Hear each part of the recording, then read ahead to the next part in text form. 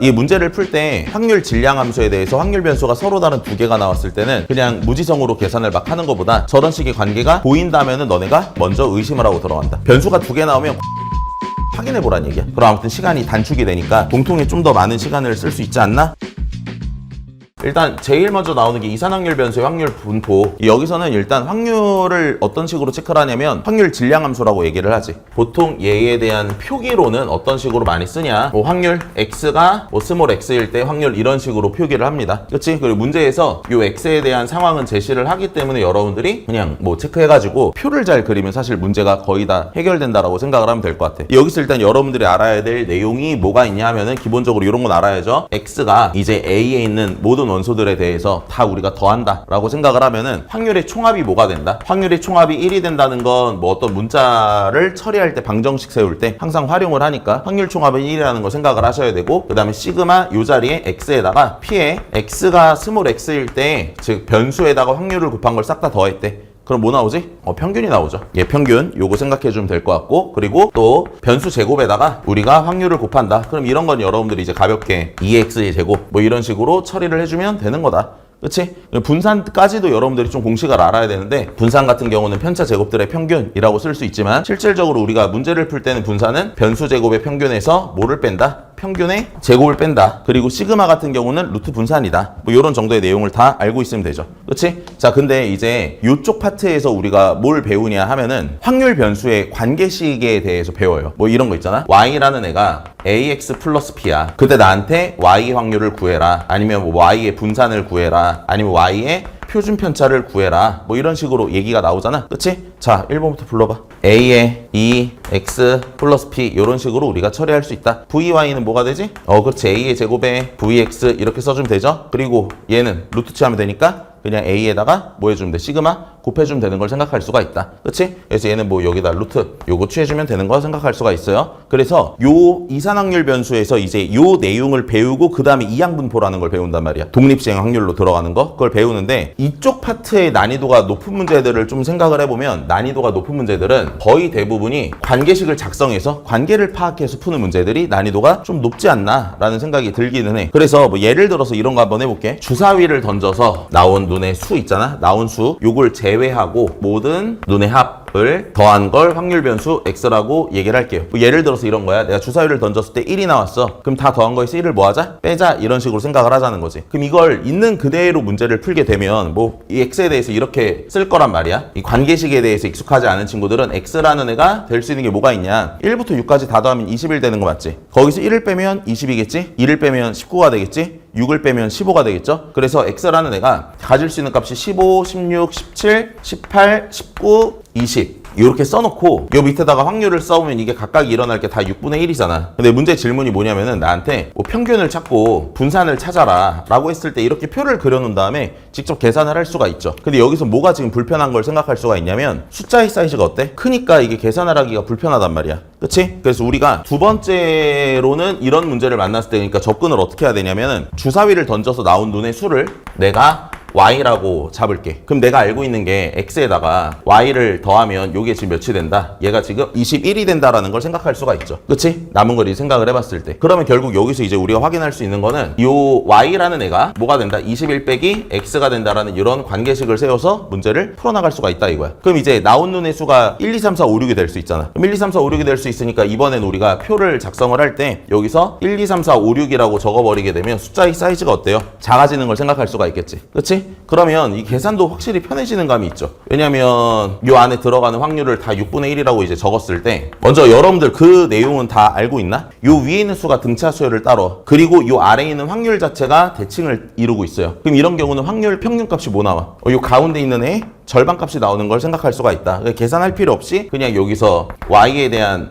평균이 2분의 7 이렇게 되는 걸 생각을 할 수가 있지. 그치? 자, 그런데 이제 분산을 찾으려면 y 제곱에 대한 평균도 우리가 구해줘야 된단 말이야. 그럼 얘 같은 경우는 이걸 제곱해서 곱하고 제곱해서 곱하고 제곱해서 곱하고를 다 하는 거잖아. 그럼 1의 제곱부터 6의 제곱까지를 뭐 해야 돼? 더해야 되지. 그건 무슨 공식을 쓸 수 있어? 시그마 공식을 쓸 수 있죠. 그치? 그래서 우리가 얘를 계산한다고 치면 얘는 6분의 뭐라고 쓰면 된다? 제곱 공식이니까 6분의 6 곱하기 7 곱하기 13 이렇게 써주면 되는 걸 생각할 수가 있겠지. 그럼 이제 뭐 이거 둘이 약분되면서 나오는 게 6분의 91? 뭐 이렇게 나오니까 우리가 계산 자체가 쟤는 계산하려고 하면 계산을 많이 해야 되는데 이런 식으로 관계식을 파악해가지고 계산을 하면 계산 자체가 많이 줄어드는 걸 생각할 수도 있다는 거죠. 그럼 아무튼 시간이 단축이 되니까 공통에 좀 더 많은 시간을 쓸 수 있지 않나? 라는 생각을 할 수가 있어요. 4번 문제 한번 볼게요. 지금 두 이산 확률 변수 x, y의 확률 분포를 표로 나타내면 각각 다음과 같다 이렇게 나와 있어.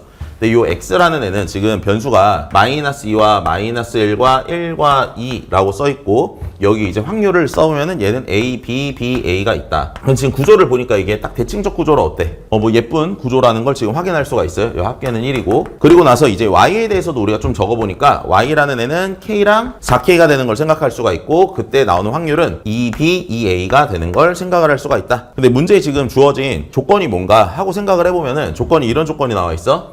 y 제곱의 평균이 뭐랑 똑같냐고 했냐면 16분의 1의 vx 제곱 그 다음에 더하기 vy와 값이 같은데 얘가 지금 8분의 3이고 나한테 k와 a와 b의 값을 다 찾아주세요 얘기를 지금 하고 있는 거야. 맞지? 그럼 여기서 여러분들이 일단 뭘 좀 생각할 수 있냐고 보면은 혹시 이런 거 보여요? 여기서 얘네들의 변수들 사이 관계 보여 혹시? 봐. 얘를 제곱하면 4가 되지. 그래 얘가 지금 몇 k가 됐어? 4k.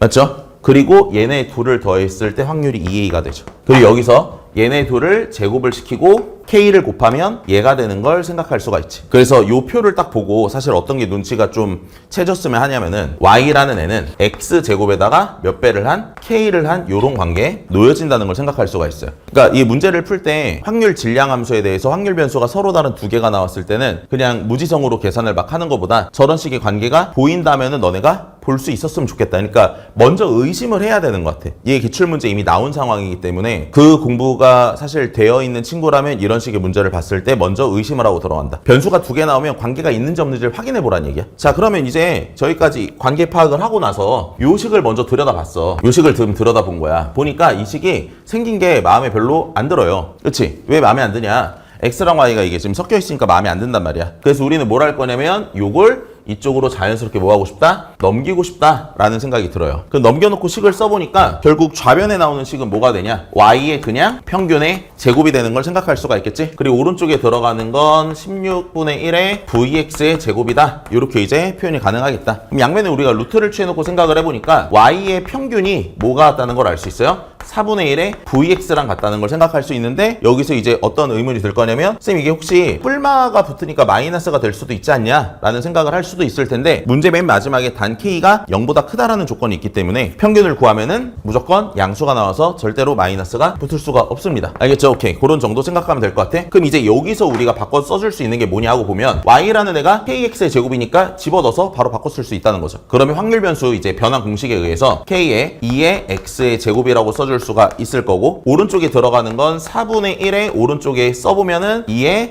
x제곱 마이너스 2x의 제곱이다 이렇게 볼 수가 있겠네. 맞아? 자, 그럼 여기서 당연히 우리는 이걸 이제 구하고 싶다는 생각이 들어야 돼요. 근데 얘가 몇이 되는지 생각해 보니까 0이라는 걸 생각할 수 있는데 저걸 그냥 계산을 해서 볼 수도 있어요. 지워지니까. 근데 여기서 요게 사실 대칭 구조가 보이잖아. 그치? 대칭 구조가 보이는데 그냥 더해서 0으로 갈 수 있지만 대칭 구조에서 그 평균을 가운데 값으로 생각을 하려면 요 위에가 등차 수열이어야 된단 말이야. 그때만 사실은 우리가 바로 평균 이렇게 말할 수 있는 거거든. 그래서 여기서 센스 있게 무슨 생각을 할 수 있냐면 00을 표에서 추가를 시켜놓고 생각하면 돼. 어차피 저건 계산에 영향을 안 미치니까. 확률이 대칭적 구조를 띌 때 위에 변수가 등차 수열의 구조가 나오는 걸 생각할 수가 있죠. 그치? 00을 끼워 넣어버리면 된다. 그래서 아무튼 얘가 뭐가 된다?